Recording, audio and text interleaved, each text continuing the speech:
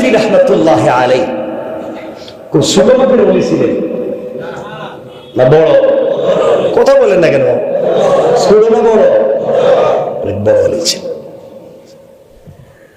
একদিন এক গুরুস্থানের কাছে গেছেন, গিয়া বুঝতে পারলেন, মুরাকাবা করলেন যে এখানে খুব বেশি আযাব হচ্ছে। কি হচ্ছে? আযাব হচ্ছে। তিনি দোয়া দুরূদ পড়লেন, ইস্তেগফার করলেন, এখানে সওয়াব বকশায়া দিলেন। মুরাকাবায় গিয়ে তিনি চিন্তা করলেন, দেখি তো কবরের অবস্থা কি। তাকাইয়া দেখেন, খুব বড় দুর্ঘটনা, পুরো কবরবাসী লাইন ধরে সওয়াব নিতেছে। কি নিতেছে? এক মুরব্বী ওই কর্নারে বসে আছে, আয় না। তিনি ডাইকা বললেন, বাবা আপনার কি সওয়াব লাগবে না? এখন না, লাগতো না, আমার আছে। সুবহানাল্লাহ বলেন। হাসান বসরি চিন্তা করলেন, ঘটনা কি? এই বিপদের দিনে আমি তার জন্য সওয়াব দিলাম বকশাইয়া, ও বলে তার লাগবে না। বাম দিকে তাকাইছেন, তাকায় দেখেন মুরব্বী এমন আযাব হইতেছে, আগুন দিয়ে জ্বালাচ্ছে, আর সে চিৎকার করতেছে। জেগেলেন, বাবা আপনার এই অবস্থা কেন? আমার অবস্থার পিছনে কারণ আমার মেয়ে। আমার পৃথিবীতে একটা মাত্র আমার মেয়ে আছে, পৃথিবীতে একটা মাত্র আমার মেয়ে আছে, ওর চরিত্র নষ্ট, দুশ্চরিত্রা। ওই মেয়েটা জেনা করে বেড়ায়, সমাজে খারাপ কাজ করে। আমি ওই মেয়েটাকে ভালো মানুষ বানাতে পারি নাই, এই জন্য মেয়েটা দুনিয়ায় যত খারাপ কাজ করে তার একটা অংশ কবরে আসে, ওগুলা আমার উপরে বর্তায়, আর এই জন্য আমার কষ্টটা দিন দিন বেড়ে যায়। লোকটা ডাক দিয়া বলছে, আল্লাহর ওলি আপনি অমুক গ্রামে আমার ওই মেয়েটাকে পাইবেন, তার হাত পা ধরে বলবেন তার বাবার জন্য সে যেন কোনো ইসালে সওয়াব করে দোয়া, সে যেন সওয়াব গুলা বকশায়া দেয়, বড় বিপদে আছি, তারা একটু বলে দিবেন, কিন্তু তার চরিত্র খারাপ। আল্লাহর ওলি ডাক দিয়ে বলেন, যে মুরব্বী সওয়াব নিতে আসে না তাকে বলেন আসেন না কেন? আল্লাহর গোলাম ডাক দিয়া বলছি, হাসান আল বসরি অমুক বাজারে অমুক দোকানদার আমার ছেলে, ও সারাদিন দোকানদারি করে, সময় পাইলেই কোরআন তিলাওয়াত করে, আর তিলাওয়াত করে বলে আল্লাহ যা তিলাওয়াত করলাম সবগুলার সওয়াব আমার বাবার কবরে পৌঁছাইয়া দাও। প্রতিদিন আমার কাছে আমার সন্তানের পৌঁছানো সবগুলা পৌঁছে যায়, আমি সন্তানটা নেক বানাইতে পারছি, এই জন্য এখানে এসেও আমি শান্তিতে আছি। আল্লাহর ওলি কথা সংক্ষেপ করবার জন্য বলতেছি, পরের দিন খবর নিয়ে নিয়ে বাজারে গেলেন। বাজারে গিয়া দেখেন সত্যি বাজারে বড় ভিড়, দোকানে বড় ভিড়, কিন্তু আল্লাহর ওই গোলাম ভিড়ের ভিতরে বসে বসে কোরআন তিলাওয়াত করে আর কান্না করে যায়। ডাক দিয়া বললেন, বাবা তুমি যে তিলাওয়াত করো এই সওয়াব বাবার কবরে পৌঁছাইয়া দাও, তোমার বাবা বড় ভালো আছেন, আরো বেশি করে পড়ো। আল্লাহর গোলাম ওখান থেকে বের হয়ে চলতে লাগলেন ওই মুরব্বী যার উপরে আযাব হচ্ছে, ওই মুরব্বীর বাড়ির দিকে। গ্রামে গিয়া খবর নিলেন, ওই বাড়ি তার বাড়ির পাশে একটা পুকুর, ওই পুকুরে গিয়ে দেখেন এক যুবতী মেয়ে গোসল করে। জিজ্ঞাসা করলেন, মা অমুক নামে একজন বৃদ্ধ ব্যক্তি কতদিন আগে মারা গিয়েছেন, তুমি কি তারে চিনো নাকি? সে বলছে, চিনি তো, উনি আমার বাবা ছিলেন।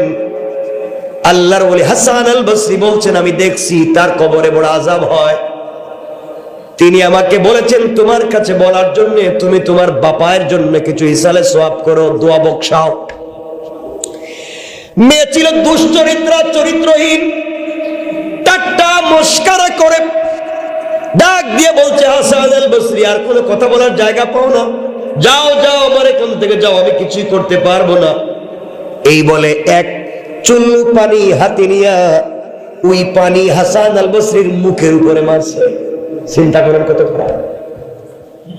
হাসান আল বসরির মুখের উপরে পানি মারছে, ওই পানিটা জমিনে পড়ে গিয়েছে। হাসান আল বসরি চলে গেলেন, খুব আফসোস করে কাঁদলেন। কয়েকদিন পরে এই কবরস্থান দিয়ে আবার চলতে লাগলেন। যাওয়ার পরে দেখেন আবার তিনি এখানে মুরাকাবা করলেন। মুরাকাবা করে দেখেন আজকে আশ্চর্য, যে লোকটা এতদিন পর্যন্ত সওয়াব নিত না, কর্নারে দাঁড়াইয়া থাকতো, বলতো আমার ছেলে বাজারে দোকানদারি করে কোরআন তেলাওয়াত করে সওয়াব পৌঁছায়, ওই মুরব্বিরে দেখা যায় সবার আগে লাইনে দাঁড়ায় আছে। তিনি ডাক দিয়া বলছেন, বাবা আপনারা বলছেন আপনার সওয়াব লাগবে না, আপনার ছেলে তেলাওয়াত করে পৌঁছায়, আমিও দেখে আসলাম, আজ কেন আপনি লাইনে দাঁড়ায় আছেন? মুরব্বি বলতেছে, বাবারে আমার ছেলেটা গত 2 দিন আগে মারা গিয়েছে, ওই সন্তান মারা যাওয়ার পরে কেউ আমার কবরে আর সওয়াব পৌঁছায় না, এই জন্য আমিও আজকে লাইনে দাঁড়ায় গেলাম। ও ভাই, আপনি আপনার মেয়েকে, আপনি আপনার ছেলেকে আলিম বানান, হাফেজ বানান, কোরআন তেলাওয়াতকারী বানান, কবরে গেলেও শান্তি পাইবেন। আর যদি নিজের সন্তানকে বানাতে না পারেন, আলিমদের সাথে সম্পর্ক রাখেন, ওই মাদ্রাসাওয়ালাদের প্রয়োজনটা মিটাইয়া দেন। আপনি যদি একটা বাচ্চাকে আলিম বানান, একটা বাচ্চাকে হাফেজ বানান, ওই বাচ্চা তার জীবনে যত মানুষকে আলিম হাফেজ বানাবে, আপনার কবরে অটোমেটিক কিছু সওয়াব পৌঁছে যাবে। পারবেন ইনশাআল্লাহ? বলেন ইনশাআল্লাহ। আল্লাহর ওলি আবার তাকালেন বাম দিকে, তাকাইয়া দেখেন যে লোকটা এতদিন, যে মুরব্বী লোকটা আযাবে গ্রেফতার হয়ে আগুনে জ্বলতেছিল, আজকে দেখা যায় লাল গালিচায় দৌড়ায় আর জান্নাতের নিয়ামতের মধ্যে দৌড়াইতেছে। জিজ্ঞেস করলেন, বাবা আপনার মেয়ে তো দুশ্চরিত্রা মেয়ে, চরিত্রহীন, আপনি জান্নাতে গেলেন কেমনে? কেমনে নিয়ামত পাইলেন? এত এত কিছু পাইলেন কেমনে? মেয়েটার কাছে আমি গেছিলাম, বলছিলাম তুই তোর বাবার জন্য কিছু কর, ওই কথা বলার পরে আমার উল্টা পানি মারছে। মুরব্বি চোখের পানি ছেড়ে ডাক দিয়ে বলছে, হাসান আল বসরি শোনো, তুমি কি বলতেছো? আমি তো জানি আমার মেয়ে আমার জন্য কি কল্যাণ করছে, আল্লাহ তাআলা এর উসিলে আমারে মাফ দিছে। হাসান বসরি বলেন, তোমার মেয়ে তো তোমার জন্য কোনো কাজ করে নাই, ভালো কাজ করে নাই। মুরাকাবায় গিয়ে দেখে ওই মেয়েটা হাসান আল বসরির উপরে যখন পানি নিক্ষেপ করেছে, ওই পানিটুকু হাসান বসরির উপরে না পড়ে জমিনে পড়ে গিয়েছে। জমিনের মধ্যখান ছিল ফাটা, ছিদ্র করা, অনেকদিন বৃষ্টি না হওয়ার কারণে জমিন ফেটে গিয়েছে। ওই জমিনের ফেটে যাওয়া অংশের ভিতরে একটা ব্যাঙ হা করে আসমানের দিকে তাকাই আছে, আর আল্লাহর ডাক দিয়ে বলছে, আল্লাহ তুমি কি বৃষ্টি দিবা না? আমি কি বৃষ্টির পানি না পান করে মরে যাব? হাসান আল বসরি দেখেন ওই মেয়েটা যখন পানি নিক্ষেপ করেছে, ওই পানিটুকুন ওই ব্যাঙের মুখে পড়ে গিয়েছে। ব্যাঙ তার জিহ্বা ভিজাইয়া পানি পান করে আল্লাহরে ডাক দিয়া বলছে, আল্লাহ যার উসিলায় আমি পানি পান করলাম, তার যদি কোনো মানুষ কবরে থাকে, তুমি তার কবরের আযাবকে মাফ করে দাও। আল্লাহ তাআলা ওই মেয়েটার ওই এক ফোঁটা পানি অনিচ্ছাবশত মারছে, একটা পশু তা পান করে দোয়া করছে, আল্লাহ তার উসিলায় আল্লাহর বান্দাকে মাফ করে দিয়েছে। সুবহানাল্লাহ পড়ে। রব তো মাফ করতে চায়, রব তো মাফির কতগুলো পদ্ধতি খুঁজে, কিন্তু আমরা আল্লাহর কাছে মাফ চাইতে পারি? বলে না পারি? আমার কষ্ট হয় জানেননি কোন জায়গায়? যে কথায় কথা চলে আসতেছে, ও আমিলুস সালিহাত। তো এলাকায় দেখবেন কোন মানুষ যদি মারা যায়, বড় মানুষ, কি মানুষ, নেতা, বড় আলেম, পয়সাওয়ালা, সবের জানাজা হয়, যায় না? কথা বলে কেন যায়? কেন যায়? হ্যাঁ, নেতা বলছে, পয়সাওয়ালা মারা গেছে, বলে হুজুর মারা গেছে, যাই জানে। হাক্কুল মুসলিমে আলাল মুসলিমে খামসুন, এক মুসলমানের উপর আরেক মুসলমানের হক আছে, আপনি জানাজা যেতে পারেন, ফরজ না ওয়াজিব। কিন্তু আপনি জানাজায় গেলে আপনার লাভ কি? বলেন, আপনার লাভ কি? আপনারা জানাজায় গিয়ে কি দোয়া করেন? কিছু করেন নাকি? আল্লাহুম্মা ইগফির লিহাইয়িনা বলেননি, ওয়া মাইয়িতিনা ওয়া শাহিদিনা ওয়া গায়িবিনা সগীরিনা ওয়া কাবীরিনা ওয়া যাকারিনা ওয়া উনসানা, এগুলো পড়েননি? আল্লাহ এক বেচারারে বান দিয়া সাদা কাপড় দিয়ে পেঁচাই আপনার দরবারে হাজির করছি। আল্লাহ, আমরা এতগুলা মানুষ দোয়া করতেছি নামাজ পড়ে, আল্লাহ তুমি এর মাফ করে দাও, এর ছোট বড় গুনারে মাফ করো, এর উপরে খুশি হও, এর আযাব দূর করো। এগুলোই দোয়া অর্থ, এগুলো আমরা বলি। তো আমাদের লাভ হয়েছে না যে মরছে তার লাভ, কথা বলে না, লাভ হয়েছে যে মরছে তার, আমার লাভ কি? আমি তো একজনের জন্য দোয়া করছি, এই তো কথা কি বুঝলেন? অথচ আমাদের সব থেকে লাভ বেশি একটা বাচ্চার জানাজায় গেলে। আমরা বাচ্চার জানাজা যাই না, 2-3 জন মিলে বাচ্চার জানাজা শেষ করে দেয়। অথচ খুঁজে খুঁজে বাচ্চার জানাজায় যাবেন। বাচ্চার জানাজায় গিয়ে কি পড়েন বলেন? আল্লাহুম্মা জাআলহু লানা মাহালান, আল্লাহুম্মা জাআলহু লানা ফারাতান ওয়াজআলহু লানা আজরান ওয়া যুখরা ওয়াজআলহু লানা শাফিআন ওয়া মুশাফফাআ বা শাফিআতান ওয়া মুশাফফাআ। বাচ্চার জানাজায় গিয়ে পড়ে আল্লাহ এক মাসুম বেগুনা ফেরেশতা নিয়ে তোমার দরবারে হাজির হইছি, এর উসিলায় তুমি আমাদের মাফ করো। সুবহানাল্লাহ বলেন না? ওই বাচ্চার উসিলায় আমাদেরকে মাফ করো। শাফিআ ওয়া মুশাফফা, আল্লাহ কিয়ামতের দিন তারে আমাদের জন্য শাফাআতকারী বানাইও, তার সুপারিশকে তুমি কবুল কইরা আমাদের মাফ করে দিও। সুবহানাল্লাহ বলেন? তাহলে বাচ্চার জানাজা গেলে লাভ কার? কথা বলেন? ওখানে যায় নাকি? জানে না যে আসলে কোন জায়গায় যাইতে হইব। দোয়া ঠিকই পড়ে কিন্তু জানেন এটার অর্থ কি। জানলে তো পাগল হইত। শাফিআ ওয়া মুশাফফা, আল্লাহ তার শাফাআতকারী বানাও, তার শাফাআতকে কবুল করো। তাহলে আমাদের উচিত কার জানাজায় যাওয়া? যাবো তো ইনশাআল্লাহ। দোয়া নিবেন, ওটাই সব থেকে বারাকাতের জায়গা। আল্লাহ কবুল করুন। আরেকটু আরেকটু আজকের থেকে আমরা নামাজ ছাড়বো না। কয়দিন নামাজ ছাড়বো না, সময় মতো পড়বো ইনশাল্লাহ। আস্তে আস্তে ওযু করবো, আস্তে আস্তে নামাজে খুশু খুশু আদায় করবো, আস্তে আস্তে সাজদায় গিয়ে রবের সঙ্গে কথা বলবো। আল্লাহ বলেছেন, বান্দা তুমি নামাজে আসো, আর কিছু লাগবে না, তুমি আসো, তুমি শুধু আসো। আমি রব কথা দিলাম, তোমার জিন্দেগির সকল চাহিদা আমি পুরা করে দেওয়ার ওয়াদা দিলাম। ওরা পারবো না ইনশাল্লাহ। এই জন্য কথাগুলো দিল দিয়া শুনে নেবার কি বলতে চাই। আল্লাহ রাব্বুল ইজ্জতুল জালাল বলছেন, বান্দারে এই দুনিয়ার জমিনে তুমিও বেশি দিন থাকবা না, আমিও এই দুনিয়ার জমিনে তুমি বেশি দিন থাকবা না, আজ না হয়ে কাল চলে আসতে হবে। বান্দা দুনিয়ার জমিনে শুধু শুধু সম্পদ রাইখা আইসো না, ওগুলাকে আমার রাস্তায় কাজে লাগাই আসো, সন্তানগুলাকে আমার রাস্তায় কাজে লাগাই আসো। বান্দারে তুমি কবরে যাওয়ার আগে আগে, কবরে আসার আগে আগে ভালো করে কবরের সামান নিয়ে কবর পর্যন্ত আইসো। ওখানে তোমার কারো পরিচয় চলবে না, ওই জায়গায় কেউ কারো পরিচয় দিবে না।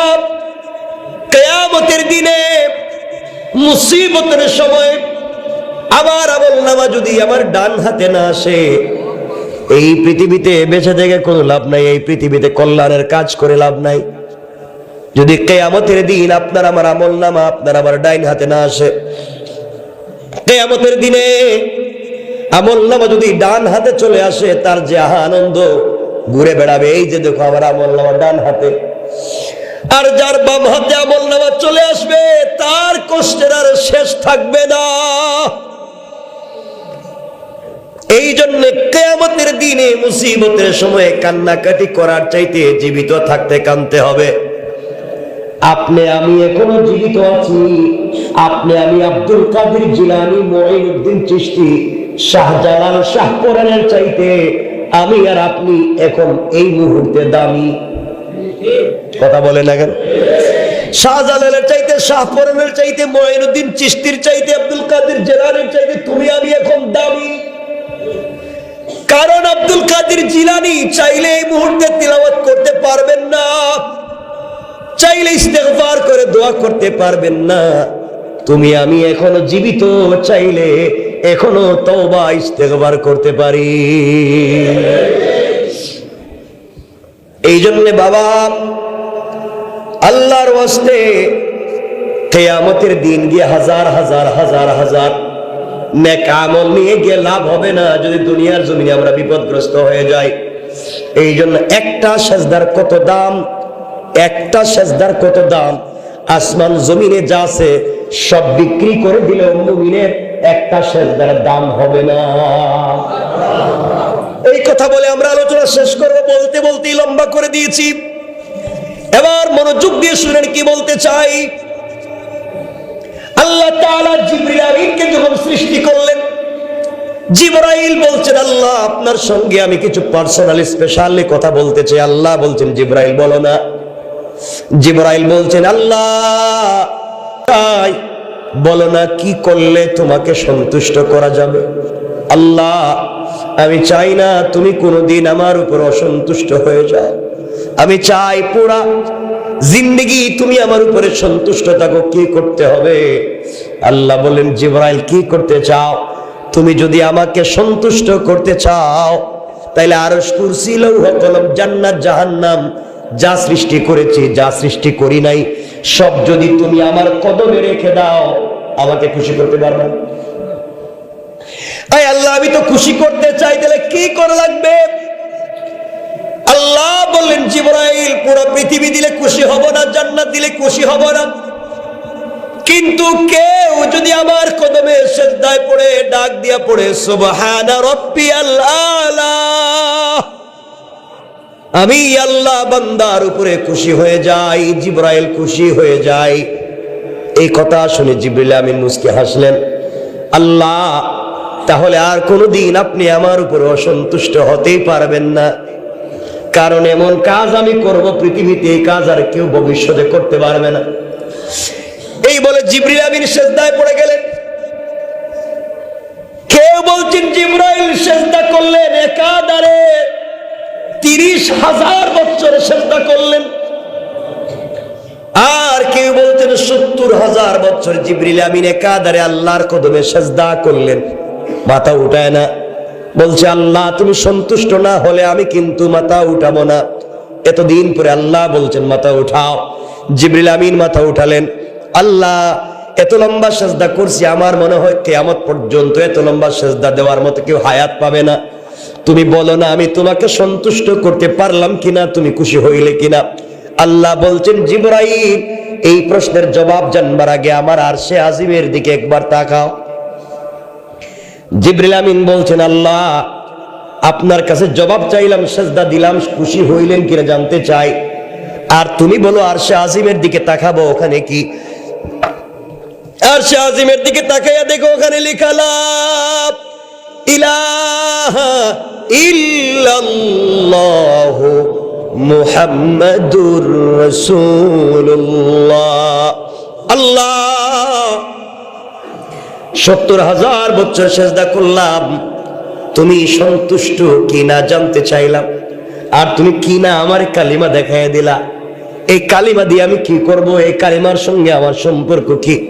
আল্লাহ বলেন শোনো জিবরাইল, শোনো, এবার শোনো, তুমি যদি জবাব জানতে চাও এবার শোনো জিবরাইল, এই কালিমা এই জন্য তোমার দেখাইয়া দিলাম, তুমি 70,000 বছর সিজদায় পড়ে বলতে চাইছো আমি খুশি হইলাম কিনা। জিবরাইল, জিবরাইল রে এই কালিমা আখিরি জামানার পয়গম্বরকে আমি হাদিয়া করব। আখিরি জামানার পয়গম্বর আমার কলিজার টুকরা বন্ধু হাবিবুল্লাহর উম্মতেরা দুনিয়ার জমিনে যাওয়ার পরে প্রতিদিন 17 রাকাত নামাজ ফরজ পড়বে। কত রাকাত? সবাই বলেন না। ফজরের নামাজ 2 রাকাত, যোহরের নামাজ 4 রাকাত। কত হইল? কত হইল? আসরের 4 কত হইল?